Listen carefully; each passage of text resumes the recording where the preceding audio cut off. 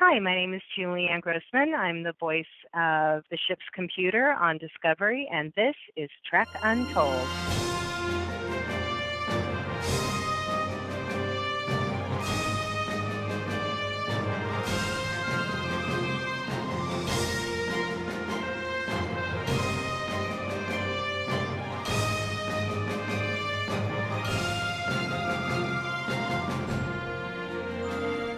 Welcome back to Trek Untold, the Star Trek-inspired podcast that goes beyond the stars.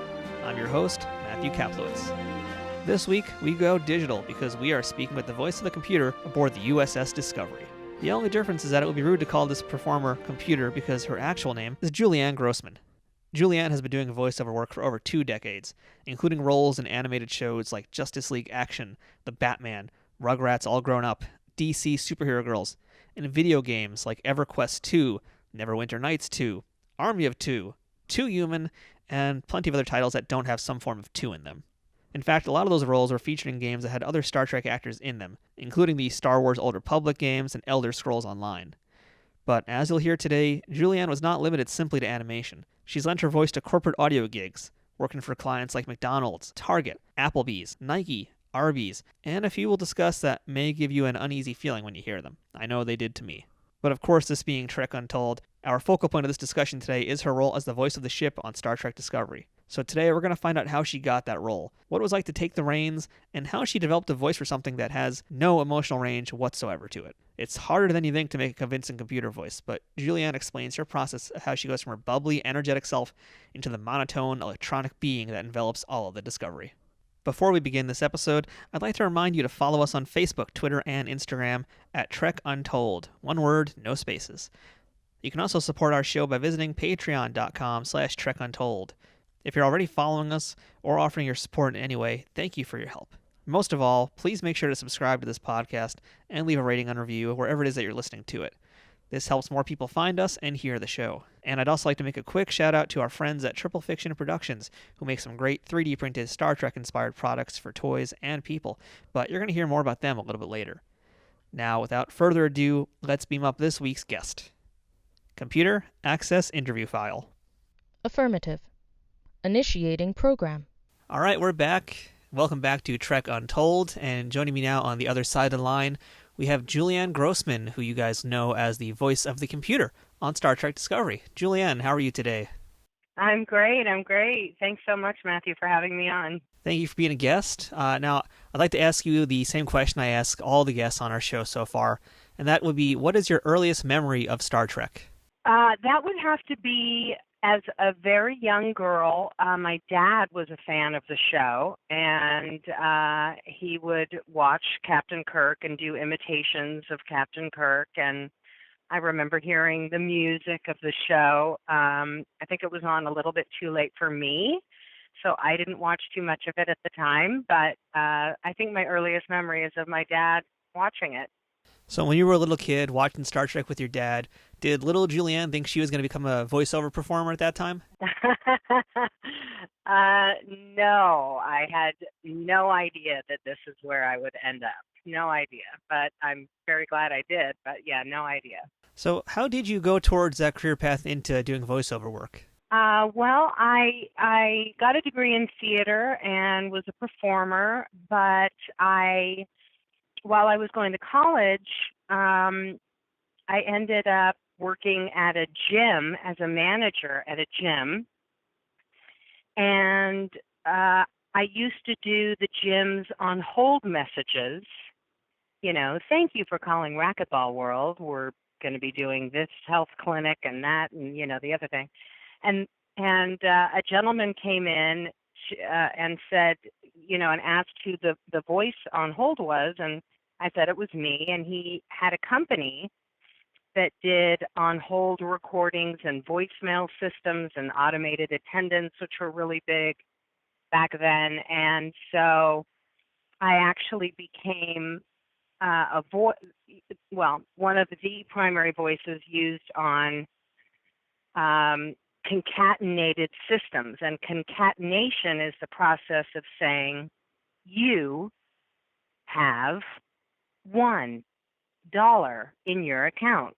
And then you string it all together and that's how phone banking systems were produced, and a lot of other automated systems using concatenation. So I think I'm still the voice on some of those outdated systems, which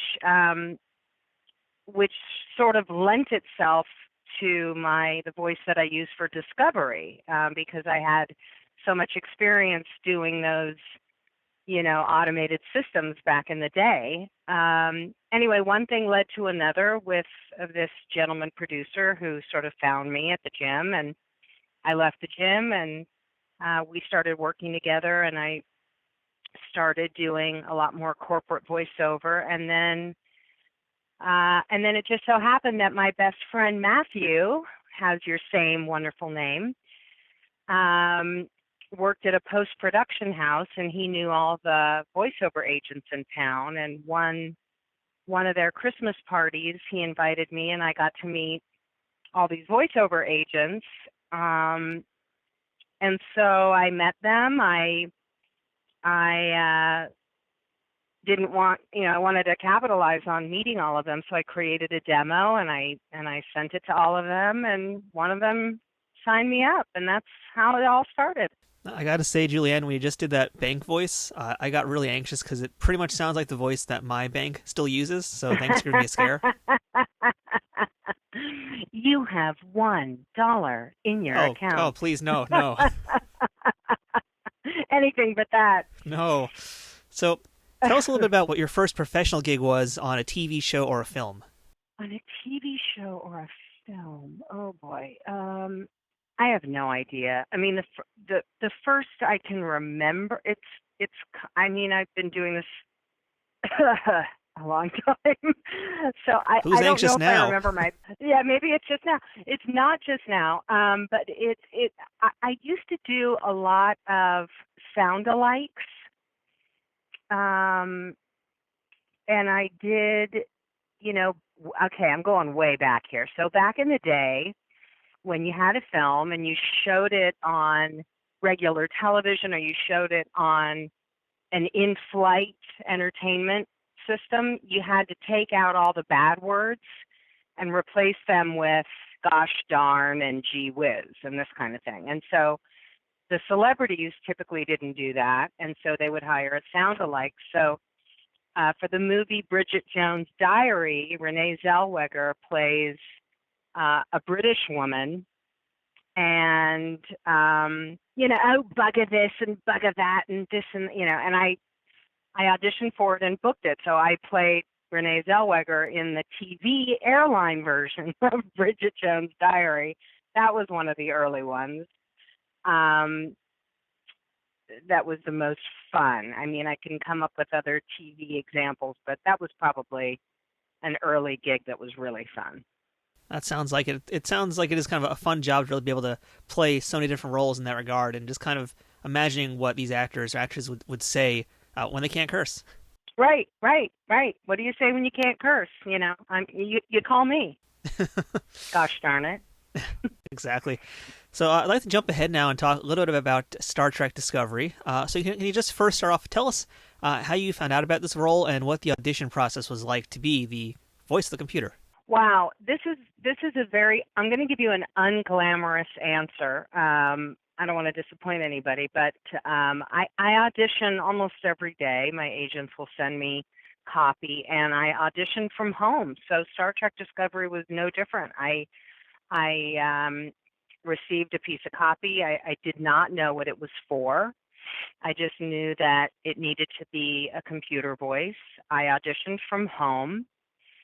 And when I booked it, that is the time that I learned that it was for I was a computer voice on Star Trek Discovery. I had no idea even after the session that I was Discovery. I think they cast me, they wanted to see how it played. So it wasn't really until the third session that I knew, okay, I have this job. I mean, this is my job. So nobody ever nobody ever really says, congratulations. There's rarely that moment in this, at least in the voiceover world. So, but after a few sessions, I started realizing that, that was it. And that moment was really amazing for me.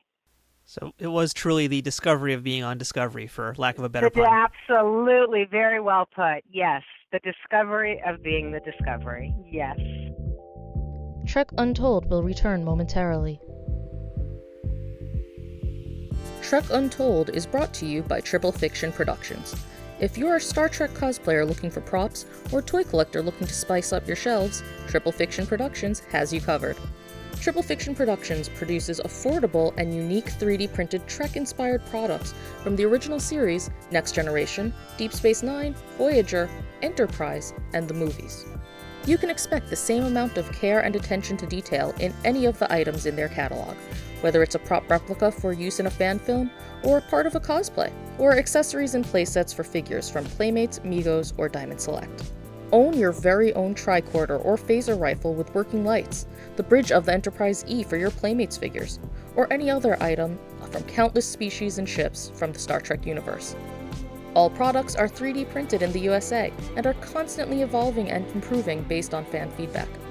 To learn more about their products, visit them at triple-fictionproductions.net or on Facebook at facebook.com/triplefictionproductions. Triple Fiction Productions, taking Star Trek where no 3D printer has gone before.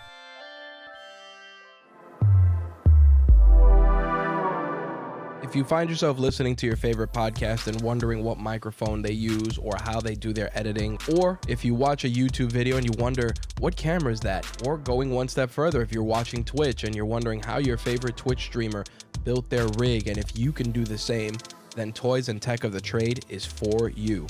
Toys and Tech of the Trade is an interview series where we sit down with content creators, entrepreneurs, and discuss the gadgets and gear that they use to create their content and run their businesses. We use toys in a broad sense, meaning the stuff that just puts a smile on your face, whether it's action figures to something a little bit more complex like musical instruments, cars. You'd be surprised what people consider their toys.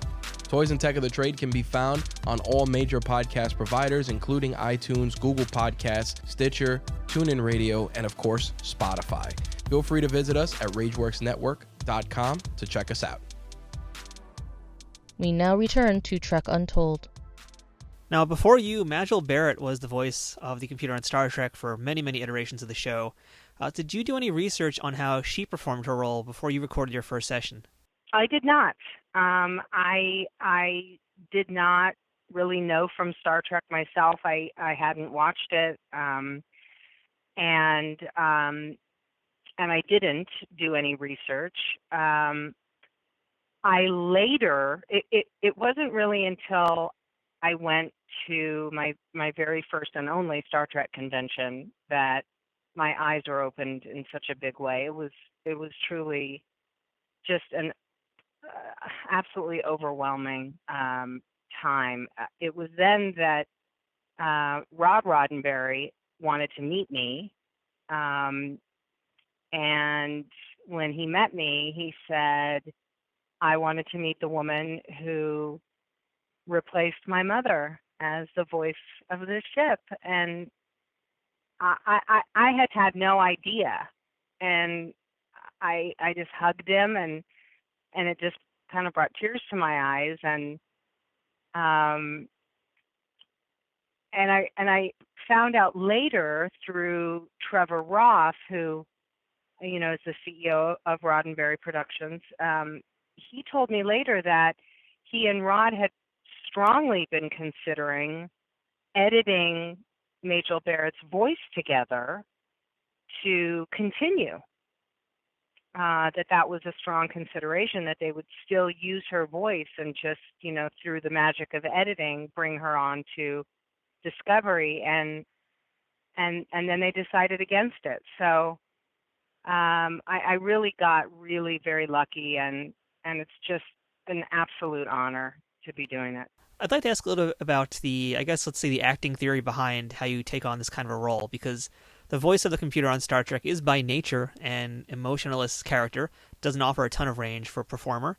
And I think you touched on this a little bit before when you were talking about some of your previous work with banks and that kind of thing. But how did you approach this role and make it your own distinct computer voice without being able to emote? Being the voice of a computer comes very easily to me because of my background. I've also done a lot of Siri stuff for TV and film, and I've played a lot of different computer voices. And for this one, in the audition, I gave a variety. I gave a few things, but when it comes down to the sessions, I give the producers 2 takes, and one take is much more clipped, sounds much more automated, has the inflections of the concatenation, which I mentioned earlier, and then we do another series of takes that's a little bit more ethereal sounding, a little more removed, but in a very peaceful way. And they still, even now on episode 3, they still want me to give both takes. And I think that they interchange them. If you listen closely, there are some different styles in there. I don't think it's consistent. Now, as a VO performer, the majority of your work is done away from the cast and crew, and especially on a show like Discovery. You're basically just locked in your own booth, in your own world. But have you been able to meet any of the actors on Discovery since you started doing the show? I did. I met them all at the convention, and that was seriously one of the most amazing things ever. Scott Ray, my appearance broker, that sounds so silly, my personal trainer, my manicurist, my appearance broker. But anyway, Scott would grab me during the convention and bring me up to, Jason Isaacs or Jonathan Frakes, or not necessarily Jonathan Frakes, but one of the other, cast members of Discovery. And he would say, there's one member of the cast, or Doug Jones, for example, he would say, there's one member of the cast that you have not met. And I would be standing there, and, Anson Mount or whoever it was would look up at me quizzically and say, okay. And I would say, I need your ear for just one quick second. And they'd say, okay. And I would just get in their ear and say, black alert, which I'm not, by the way, supposed to say because CBS prohibits me from saying that and using that voice, so I'm going to try to stay away from it. But that's all I said in their ear, and they all, every single one of them, and I have pictures that my husband took, everyone was blown away, and it was so much fun, to meet them like that. Because, I come in on post, when they're doing post-production, I come in after all the production is done, so I have zero interaction with them. So that was really fun. Oh, that sounds great. And I just imagine them hearing Black Alert. They're just like, oh, we're going to jump. All right. Right, exactly. Now, I know that with most fandoms, fans typically don't like change. So once you became the voice and you started doing conventions, and even just before then when you were, I guess some people knew it was you doing the voice, how were you received by fans? No, absolutely no negativity. I was Matthew, I don't even know how, I was absolutely overwhelmed. If you've never been to a Star Trek convention and you're not a Trek fan, you don't get it. You just don't get it. You think, oh my gosh, a Star Trek convention, and whatever judgments you have or whatever you think goes on there, you just don't get it, having entered that world and having been so honored to have this role, I didn't even realize the impact that it had until I was at a convention. And the one thing that I came away with from the convention was the abject kindness the kindness of hundreds and if not thousands of people who I had never met before from different countries, from every state, having traveled to Las Vegas for this, greeting me with such warmth and engaging with me and telling me their story and these people were so bright. I mean, astrophysicists and scientists and computer scientists and PhDs and there was it was just the most delightful experience. I've really one of the most delightful things I've ever experienced. I can't say enough about the fans and I had no idea that I made an impact like that, and I just met some wonderful people. It was amazing. Absolutely no negativity whatsoever. Well, that's great to hear you were so well received. And with a resume as big as yours as well in pop culture and geekdom, if you will, you've performed as a lot of very well-known characters. You've been Big Barda, you've been Hippolyta, you've been Chancellor Suresh in a bunch of Star Wars games, so many other characters from so many shows. Which character would you say has been the most recognizable or most popular with fans? And who's been the most fun for you to play? Gosh, I'm going to have to go with Barda on that. Barda is, she is just she's a behemoth. She's fantastic. She's a warrior. She saves Wonder Woman. She's a strong, fierce Amazonian, and she's just a fantastic character, and so many wonderful actresses have portrayed her over the years, and so I loved playing Barda, and I also loved playing Queen Hippolyta. I loved playing Hippolyta too, but yeah, I think Barda is my favorite, but the second in command, or the second choice, I should say, the runner-up is probably Chancellor Suresh from Star Wars: The Old Republic. She's she just has this wonderfully understated power, and when I got that role, of course, she's Suresh, but she's the Supreme Chancellor of the Universe. I mean, that's the name of the character. And I came home after I got the job, did the job, and I said to my husband, "You will now refer to me as the Supreme Counselor of the Universe." And he I think he went with it for about 1 minute, and that was about it. So, Julianne, you also worked on Spaceballs, the animated series, and I'd love to know, did you ever get to actually meet Mel Brooks while you were on that show? Of course, yes. We were all together.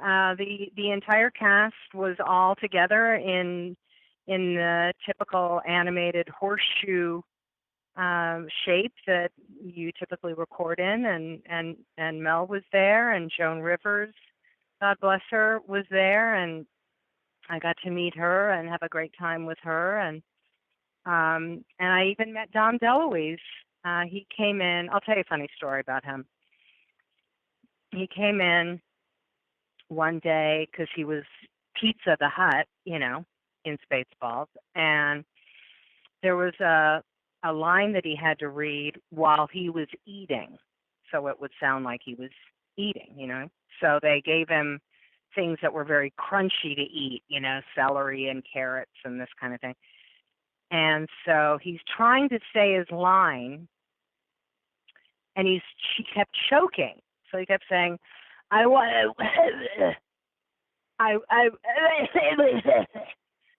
and he tried the third time, and then he says, "Mel, I'm sorry, I got a whole Puerto Rican family down my throat." And Mel said, "You can say your line, but you can't say my line,"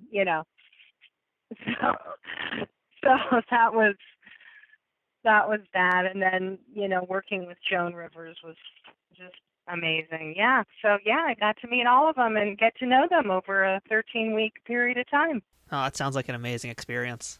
It was. So, Julianne, with a resume as big as yours, I know you've got a lot of insight to share with us, and there's only so much time in this interview today, but I did want to ask if you have any advice for aspiring voiceover performers who may be listening today. Yes, I definitely have advice for people who want to do voiceover. It's obviously highly competitive. I mean, if you imagine that acting is competitive, well, voice acting is just a niche of acting, so it's super, super tough to get into and super competitive. That being said, there's always room for greatness, and there's always room for talent and versatile actors in this field. And I would say go for it if it's something that you want to try your hand at. I would also tell anybody who wanted to get into voiceover that having a home studio is crucial, especially now, unfortunately. Our interview is during this COVID-19 quarantine, and it's a really tricky time. And I'm blessed to be able to continue to work at home. So now more than ever, you do need to have a quiet area where you can record. And I know that somebody listening to this, if you just go for it and you're talented, you can be a success.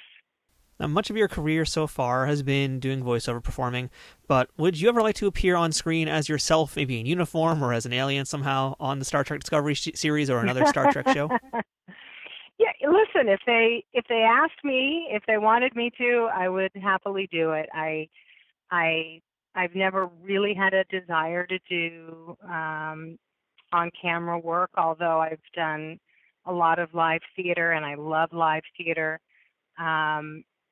But I'm super happy behind the mic. And listen, if someone wants me to be an alien, I'm happy to sit in a makeup chair and do a walk-on. That would be super fun.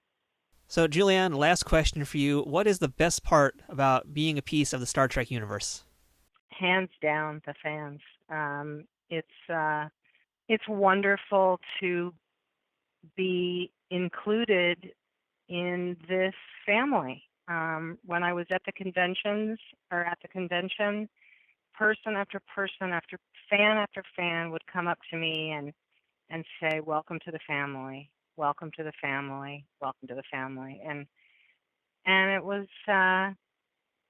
it honestly brought tears to my eyes. It was so moving, and that's just the absolute hands down best part about being a part of this.